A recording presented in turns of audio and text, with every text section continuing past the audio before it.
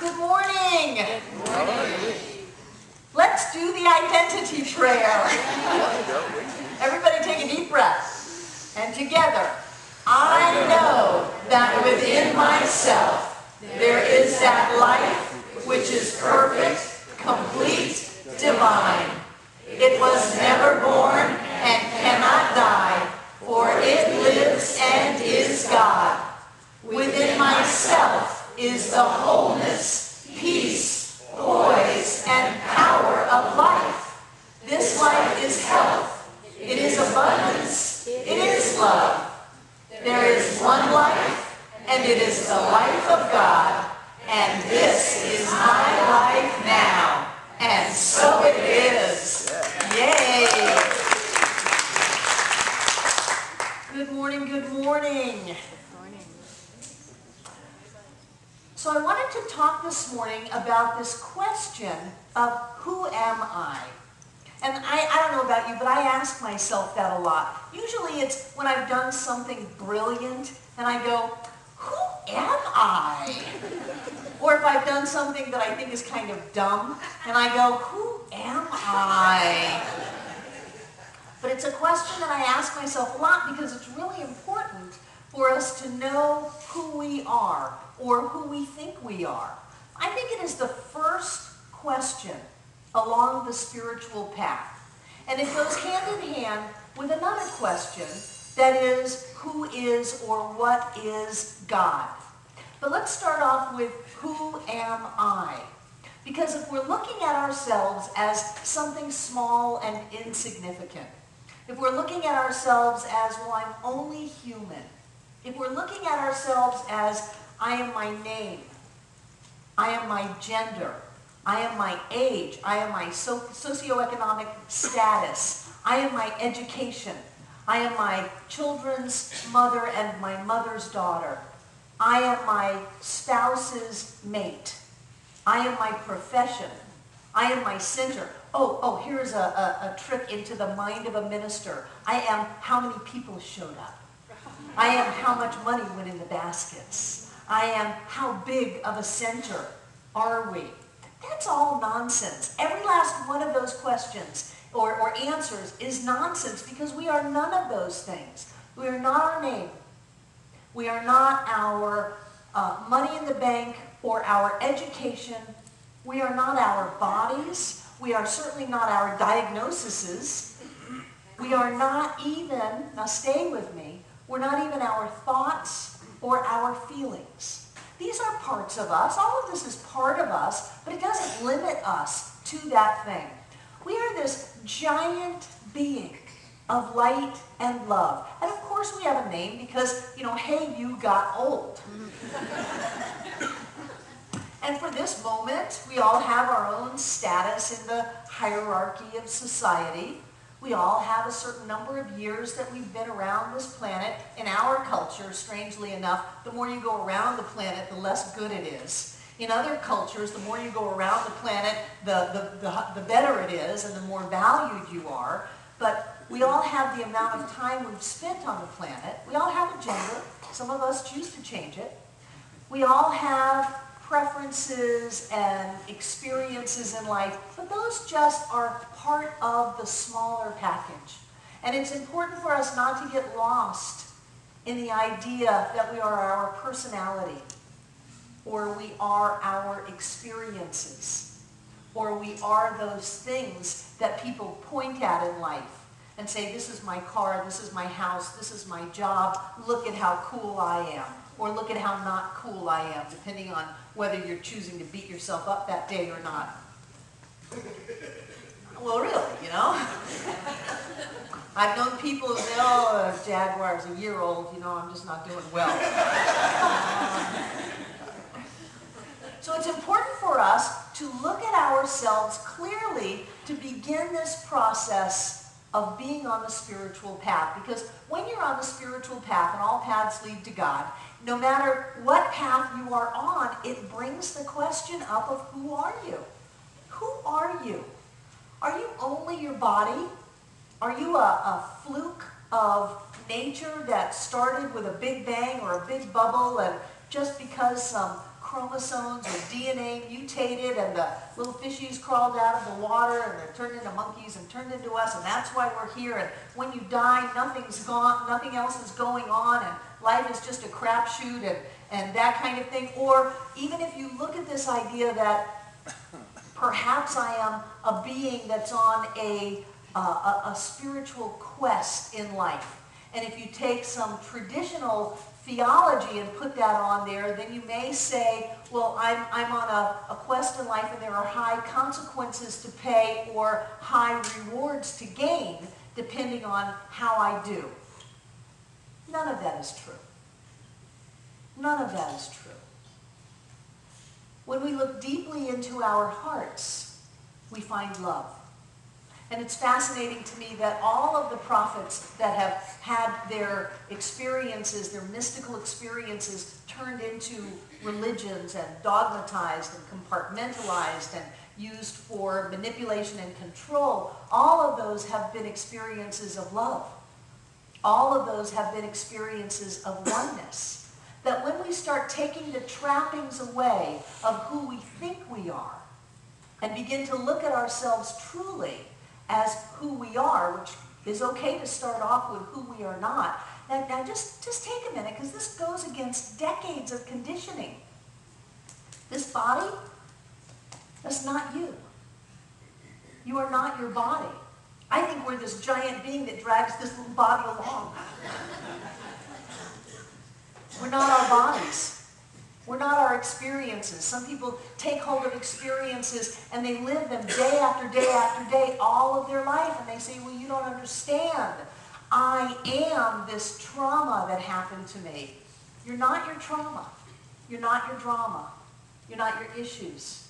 You're not whatever story you made up inside of your head of who you think you are. You are certainly not who other people told you you are. Think about it. Perhaps it was parents or teachers or spouses. If they told you anything less than you are a fantastic being of light and love and they're so grateful to be with you, they are ex-spouses now. You're not this stuff. So let's take away some of the illusions that keep us from seeing clearly. There's a line in one of Daniel Nahmad's songs that says that when we close our eyes to see. Wow. Don't you have to open up your eyes to see? Not if what you are seeing is not true. So you can close your eyes to see. And when you close your eyes, you begin to let go of the physicalness of the identity that we think we are. And if you're not your body, if you're not your stuff, if you're not your experiences, if you're not your past, if you're not all of that stuff, then what's left? And sometimes what is left is not nearly as easy to put into words. I can say that you are a magnificent spiritual being alive and well on planet Earth, that you are powerful and creative, that you are divinity in form as you, perfect, whole, and complete in every way. That you have never done anything wrong. It's impossible. That all that you are is the light.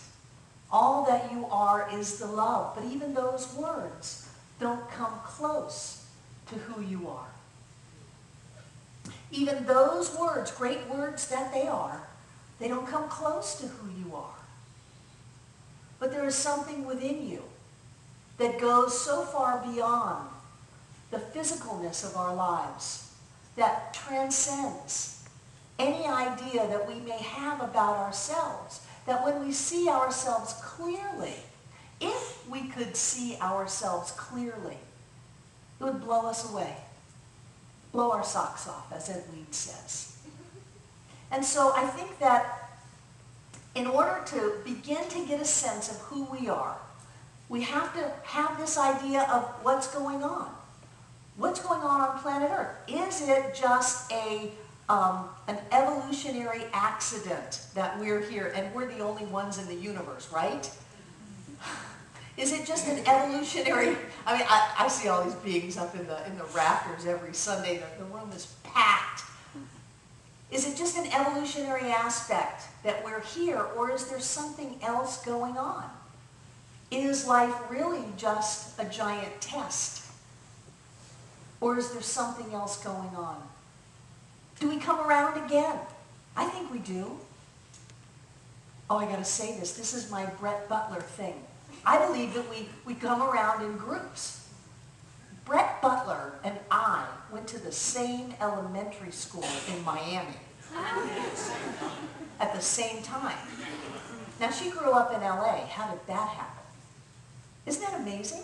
So I think that we incarnate in groups, and that our paths are destined to cross. There's this new TV show coming on called Touch. There was a pilot a couple of weeks ago, and it talks about how different people's lives are destined to touch. Not that there's some outside guy saying, you and you will meet. But that there are, and they said that, possibilities and probabilities of our intentions and our focus. And I think those are augmented by the fact that we incarnate together. That we jump into this earth experience. So if we're going to come around again, is this one so important? It's important in that I believe that our job is to love. Our job is to spread the light. Our job is to be in our joy. Our job is to uplift the consciousness of humanity on planet Earth. It's everybody's job. But really, the fact that something happened so long ago, is that so important? I mean, chances are a couple of lifetimes ago something worse happened. So maybe we can let that go. And maybe we can think that there's something within us that's greater than the experiences that we have used to define ourselves. And so we look at this idea of what is deity? If I'm looking for what I am, how can I possibly separate that from my belief and my idea about deity? If I think that there is an angry guy up on a cloud with a robe and a beard and a big gold G on the pocket that has blessings in one hand and curses in the other and a book that sees everything, and I believe that there's something inherently wrong with me, that I came in with a black mark against my soul. If I believe that, then how can I think that there is something magnificent in me? And so if I begin to intertwine these two ideas into this idea that whatever God is, God must be more than some cranky old guy. I mean, I would be cranky too if I just sat up on a cloud all day. Maybe he's lonely. Think about it. So if I think that there's this anthropomorphic, all-powerful deity that has the ability to either allow my life to work out or to curse me forever, then how can I be empowered into this idea that I am a spiritual being and God-informed? So I think that part of the spiritual journey is to grow beyond that. And frankly, whether you're in religious science or unity or new thought, or if you're in traditional Christian teachings, we are all growing out of that old idea. We are all growing out of that idea that whatever God is this guy that is just angry with the world, into this sense that there is something greater than that. And so if I think about this concept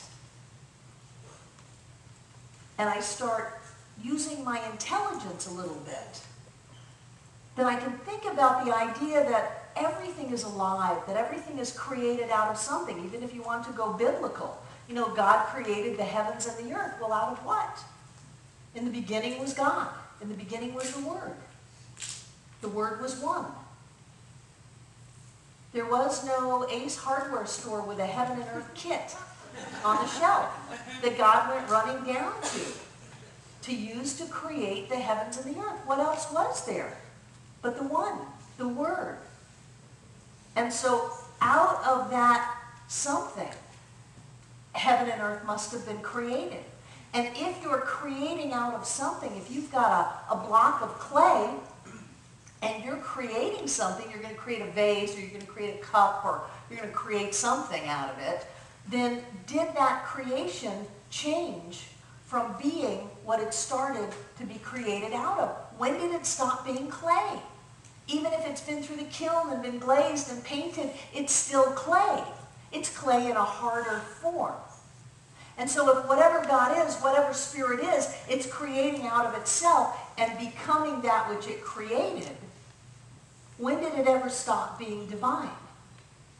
When did you and I ever stop being God? If we're made out of God, if God is all that there is. And you say, oh, Barbara, that's a far stretch, but not really. Way back in 1910, a judge retired back into England, into Scotland. His name was Thomas Troward, and he wrote the Edinburgh Lectures on Mental Science. He said, if we can conceive of anything as entirely devoid of the element of extension in space, it must be present in its entirety, everywhere and anywhere. That is to say, at every point of space, simultaneously.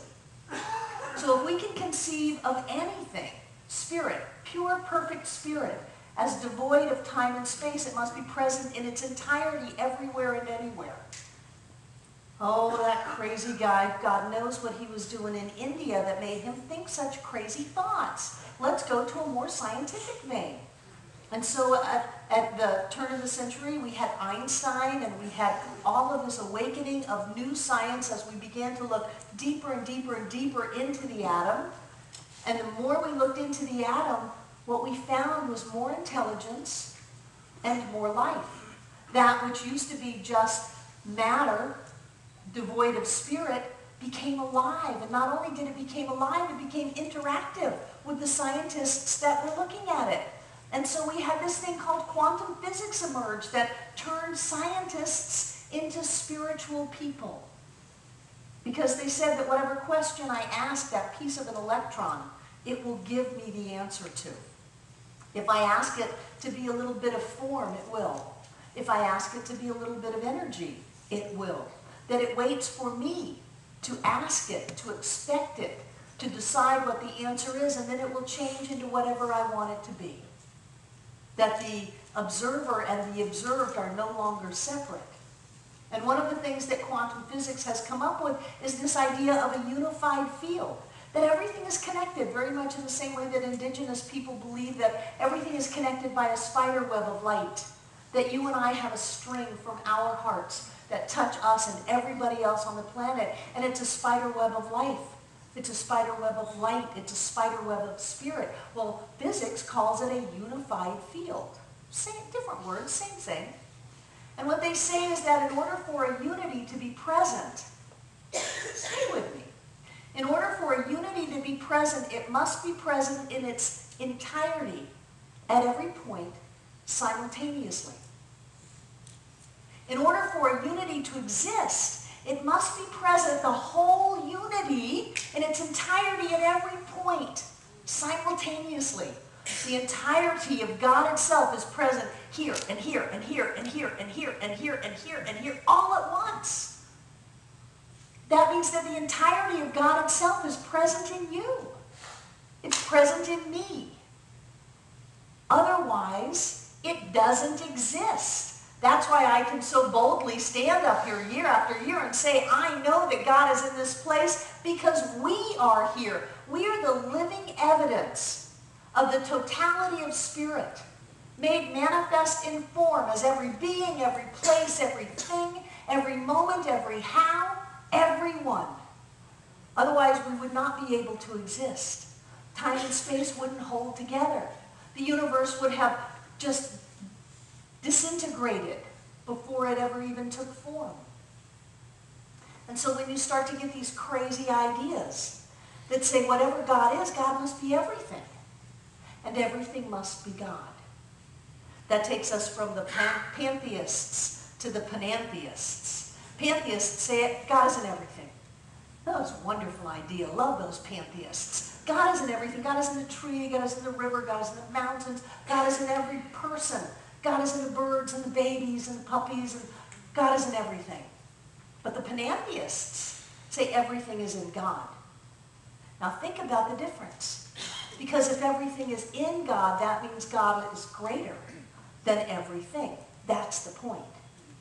If I am not my body, if I'm just dragging my body along with this incredible being of light and love that's moving through life on planet Earth, having a great time, and this little body is dragged along, but I'm so much more than my body, that I am in my body. Of course I am in my body. But I'm not limited to my body. My body is in me. And that means there's something bigger than my body. If God exists in everything, yet is not limited to everything. It's the same thing as whatever God is. God created all things, but was not absorbed by its creation. It was not limited to its creation. It still was limitless, unlimited. If God exists in everything but is not limited to everything and yet exists in its totality at every point simultaneously, I mean, you just want to blow your mind. You just want to get mind-boggled here. It's like a Zen koan. How can God exist everywhere in its totality simultaneously in everyone? Well, it's kind of like we're these points coming out of a light, except the light never diminishes. We're these points of manifestation, but we are connected on the unseen side of life. We are these individualized manifestations of something. And when we can begin to get this idea of a greater God than just somebody that somebody made up to be able to try to control what people do. Don't people have better things to do in life? Go out and be happy and leave everybody else alone. When we begin to get a different idea of a greater idea of deity, then we can begin to have a greater idea of ourselves. And I guarantee you, are you cold? Can somebody turn one of the air conditioners off? Just turn it all the way off. When we begin to get a greater idea of deity, we can begin to get a greater idea of ourselves. And if we don't have a greater idea of ourselves, we're going to show that by not being able to have a greater idea of anybody else. One of the things I love about this teaching is that it teaches us that whatever we are believing about ourselves is then reflected and manifested back to us in every person, in every experience, and in every moment.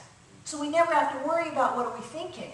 All we have to do is look around at our world. How are we valuing ourselves? How much money do we have? How much do we love ourselves? How are our relationships? How much are we supporting ourselves? How much do we believe in ourselves? How's our success? At what level have we moved into a state of, I don't even want to say forgiveness, because forgiveness presupposes that someone has done something wrong to you, but it's certainly a good step. If we're going from someone has done something wrong to us, that to no one has ever done anything wrong to us, forgiveness is a good step. So how are we with this idea that someone's done us wrong? What level of peace is in our lives? All we have to do is look around at our life and see what we believe. And the question always goes back to, who am I? To know who we are is to know how life will be. To know who we are is to know what God is. If we are living in a universe that is manifested out of love and light, Jesus said, when they ask you who you are, tell them that you have come from the light. We are living in a universe that manifests itself as light, as love. When we know that and we feel that inside of ourselves, then our lives manifest that. And then it doesn't matter what our bodies look like, what our finances look like, what our job is, or our car, or our home, because those have to come into alignment with how we see ourselves. And so it may be a bump in the road. Someone could call it a divorce or a bankruptcy or a termination. Doesn't matter. It's just a bump in the road because I know who I am. I want you to consider that phrase. I know who I am. Why don't you try it on for size? I know who I am. I know who I am. I know who I am. Because when you know who you are, it doesn't matter what anyone has ever told you. It doesn't matter what's coming in the mail or coming down the road. It doesn't matter because you know who you are. And to know who you are, you've got to believe in an idea of deity that is in alignment with who you are. I don't know how people anymore go through life thinking that they need to suffer and struggle and beat themselves up all the time. I just don't understand it. I don't know how anymore people go through life thinking that it's holy to be miserable. Those days of struggle and suffering are long over. The best thing that you can do to be on a spiritual path is to know that there is a light within you, that there is a love that moves through you. There's a presence that lives you and breathes you and is you. And that that's all that there is. And it doesn't matter how it looks. It doesn't matter who shows up in your life. What matters is who are you. I love Michael Beckworth's statement that it doesn't matter who's in the White House. It matters who's in your house. It doesn't matter who other people are. It matters who you are. And you cannot be, I believe, the incredible, powerful, creative, spiritual being that you were always meant to be if you're holding on to a deity that somehow wants something less for you. Those days of darkness are over. It is time to live in the light. And the light, in order to live in it, must come through you. Because if your light comes from an outside source, whether it's a God or a partner or finances, if your light is coming from something outside of you, then there's a moment when it can be shut off, when it can be withheld. The only way that you can live in the light is to have the light come from you. And to do that, it's got to come through you. And to open up to that presence of spirit and let it come through you into your world, you've got to have an idea that there is something. I would be naive to think that I knew what it was. I don't know what it is. I know what it feels like. I know how it shows up. I know how my life changes when I open to it. It looks like light. For me, it has a golden hue. It feels like love and expansion and connection and this spider web that touches us to everyone. There's a oneness and a presence within us to where we can look at each other and see that God self in each one of us. And when we do that, not only do we bring light into our world, but I believe, and I believe it is our sacred holy duty, to bring light into the world. It is not just a selfish individual act that we do by being in the light. It is a moment where the light fills up this planet, where there is a quickening in consciousness with every man, woman, and child, where we remember that we are all one. We are all beings of light. We are all beings of love. That's the truth of who we are. And so it is.